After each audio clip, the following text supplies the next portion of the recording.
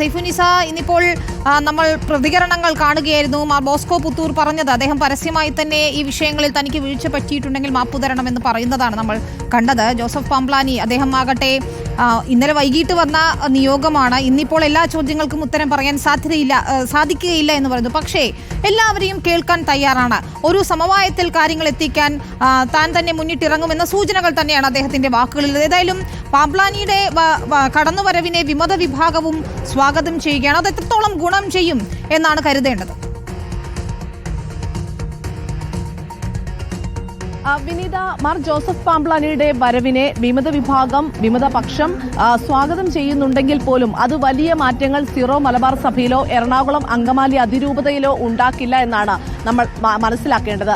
അതിൽ പ്രധാനപ്പെട്ട കാരണം എന്ന് പറയുന്നത് നിലവിലെ ആർച്ച് ബിഷപ്പ് മാർ റാഫേൽ തട്ടിൽ അധികാരമേറ്റെങ്കിലും അദ്ദേഹത്തിന് ഒരു രൂപതയുണ്ടായിരുന്നില്ല. സാധാരണഗതിയിൽ ആർച്ച് ബിഷപ്പിനെ സീറോ മലബാർ സഭയുടെ ഒരു ആർച്ച് ബിഷപ്പ് അധികാരമേറ്റാൽ അദ്ദേഹത്തിന്റെ രൂപത എന്ന് പറയുന്നത് എറണാകുളം അങ്കമാലി അതിരൂപതയാണ്. പക്ഷേ ഈ ഏകീകൃത കുർബാനയുമായി ബന്ധപ്പെട്ട തർക്കങ്ങളെ തുടർന്ന് ഈ ആർച്ച് ബിഷപ്പിന് ഒരു രൂപതയുണ്ടായിരുന്നില്ല. അത് തന്നെ വലിയൊരു നിരാശയായി മുന്നിൽ നിൽക്കുകയായിരുന്നു. അതിനാണ് ഇത്തവണത്തെ സിനഡോടുകൂടി ഒരു സമാധാന അന്തരീക്ഷത്തിലേക്ക് എത്തിയത്.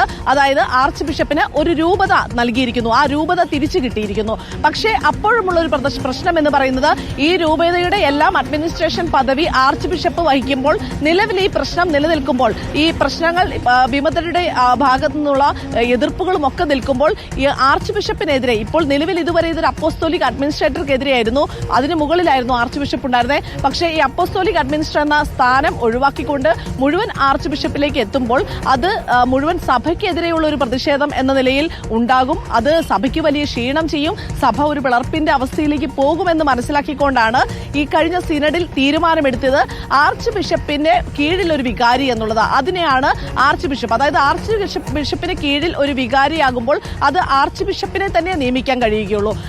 നിലവിൽ ഈ സഭയുടെ രണ്ട് കാര്യങ്ങളാണ്, ഒന്ന് ഭരണനിർവഹണം, ഒന്ന് പ്രാർത്ഥനാപരമായ കാര്യങ്ങൾ. ഈ ഭരണനിർവഹണത്തിന് ചുമതലയാണ് അപ്പസ്തോലിക് അഡ്മിനിസ്ട്രേറ്റർക്കുള്ളത്. അതായത് അപ്പസ്തോലിക് സിംഹാസനം, മാർപ്പാപ്പയ്ക്ക് വേണ്ടി അപ്പസ്തോലിക് സിംഹാസനം കാത്തുസൂക്ഷിക്കുന്ന ആളാണ് അപ്പസ്തോലിക് അഡ്മിനിസ്ട്രേറ്റർ. മറ്റൊന്ന് മെത്രാൻ പദവിയാണ്. ഈ മെത്രാനാണ് ഈ വിശ്വാസ സംബന്ധമായ കാര്യങ്ങളിൽ തീരുമാനമെടുക്കേണ്ടത്. അതിൽ മറ്റൊരു പ്രധാനപ്പെട്ട കാര്യം, ഈ എറണാകുളം അങ്കമാലി അതിരൂപതയിലെ കുർബാന തർക്കങ്ങളെ തുടർന്ന് ഈ മാർപ്പാപ്പ നിയോഗിച്ച പ്രത്യേക പ്രതിനിധി സിറിൽ വാസിലിനാണ് ഇപ്പോൾ ഈ മെത്രാൻ ചുമതലയുള്ളത്. ഇത്തരം പ്രാർത്ഥനാ സംബന്ധമായ കാര്യങ്ങളിലടക്കം തീരുമാനമെടുക്കേണ്ടത്. ഇപ്പോൾ പാംപ്ലാനി വരുമ്പോൾ പാംപ്ലാനിയിലേക്ക് പരിഗണിക്കാനുള്ള പ്രധാനപ്പെട്ട കാരണം നമ്മൾ പറയേണ്ടതുണ്ട്. അത് ആർച്ച് ബിഷപ്പുമാരെ പരിഗണിക്കണം എന്നുള്ളത് കൊണ്ടാണ്. നിലവിൽ സഭയ്ക്കുള്ള ആർച്ച് ബിഷപ്പുമാർ ആരൊക്കെയാണ് എന്ന് നോക്കുക.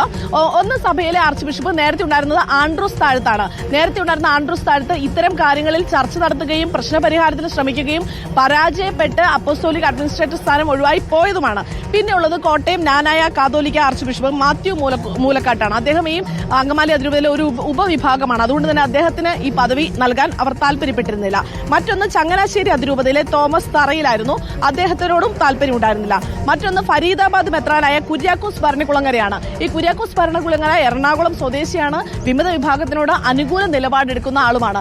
അങ്ങനെ ഒരാൾ ഈ അഡ്മിനിസ്ട്രേഷൻ പദവിയിലേക്ക്, അതായത് ഈ ആർച്ച് ബിഷപ്പിന്റെ വികാരി എന്ന പദവിയിലേക്ക് വന്നു കഴിഞ്ഞാൽ അത് ഗുണം ചെയ്യില്ല, അത് വലിയ രീതിയിൽ ബുദ്ധിമുട്ടുകൾ ഉണ്ടാക്കുകയുള്ളൂ എന്ന് മനസ്സിലാക്കിക്കൊണ്ടാണ് പിന്നീട് തലശ്ശേരി ആർച്ച് ബിഷപ്പായ ജോസഫ് പാംപ്ലാനിയിലേക്ക് എത്തുന്നത്. അതായത് സഭയ്ക്ക് മുൻപിലെ ഏറ്റവും അവസാനത്തെ പോംവഴി എന്ന നിലയിലാണ് മാർ ജോസഫ് പാംപ്ലാനിക്ക് മുന്നിൽ ഈ പ്രശ്നം എത്തി നിൽക്കുന്നത്. ജോസഫ് പാംപ്ലാനി കൂടി കൈയൊഴിഞ്ഞു കഴിഞ്ഞാൽ ഇനി ഈ പ്രശ്നങ്ങൾ പരിഹരിക്കാൻ മുന്നിൽ മറ്റൊരാളില്ല എന്നത് മനസ്സിലാക്കിക്കൊണ്ടാണ് നിലവിൽ ആർച്ച് ബിഷപ്പിന് കീഴിൽ ഒരു വികാരി എന്നോണം മാർ ജോസഫ് പാംപ്ലാനിയെ നിയമിച്ചിരിക്കുന്നത്. അതിലും ജോസഫ് പാംപ്ലാനിക്ക് പലവിധ പരിമിതികളുണ്ട്. നിലവിലൊരു കൂരിയുണ്ട്. ഈ ഇപ്പോഴുള്ള കൂരിയെ പുറത്താക്കാനോ അല്ലെങ്കിൽ അത് ക്യാൻസൽ ചെയ്ത് പുതിയ കൂരിയെ കൊണ്ടുവരാനുള്ള ചുമതലയോ ഇല്ല. ഈ ആ കൂരിയ നിലനിൽക്കും. ആ കൂരിയെ ഒഴിവാക്കണം എന്നുള്ളതാണ്, ക്രിമിനൽ കൂരിയാണ് എന്നുള്ളതാണ് വിമത വിഭാഗത്തിന്റെ ഒരു കാര്യം. മറ്റൊന്ന്, നിലവിൽ ഇപ്പോൾ ഏറ്റവും ഒടുവിലെ തീരുമാനം വരെയുള്ളത് നമുക്ക് പറയാം. 21 വൈദികർ കഴിഞ്ഞ ദിവസം പ്രാർത്ഥനായജ്ഞം നടത്തിയിരുന്നു. അതിൽ 6 പേരെ സസ്പെൻഡ് ചെയ്തിരുന്നു. സസ്പെൻഡ് ചെയ്ത വൈദികർക്ക് ഉള്ള ഇത് എന്ന് പറയുന്നത് അവർക്ക് കുർബാന നടത്താനാകില്ല. കുർബാന നടത്താത്ത ഒരു വൈദികര് പിന്നെ എന്ത് അധികാരമാണുള്ളത്? അവർക്ക് കീഴിൽ എന്ത് ജനങ്ങളാണ് അണിനിരക്കുക? അങ്ങനെ ഒരു രീതിയിലും അവർക്ക് അധികാരങ്ങൾ നഷ്ടപ്പെട്ടു പോയ 6 വൈദികരാണുള്ളത്. ഈ 6 വൈദികരുടെയും സസ്പെൻഷൻ പിൻവലിക്കാൻ ഈ ജോസഫ് പാംപ്ലാനിക്ക് കഴിയില്ല. അദ്ദേഹം അത് പരിഗണിക്കാൻ ചർച്ച ചെയ്യാം എന്നൊക്കെ പറയുന്നുണ്ടെങ്കിൽ പോലും അതിനുള്ള ചുമതല ജോസഫ് പാംബ്ലാനിക്കല്ല, അത് സിറിൽ വാസിലിനാണുള്ളത്.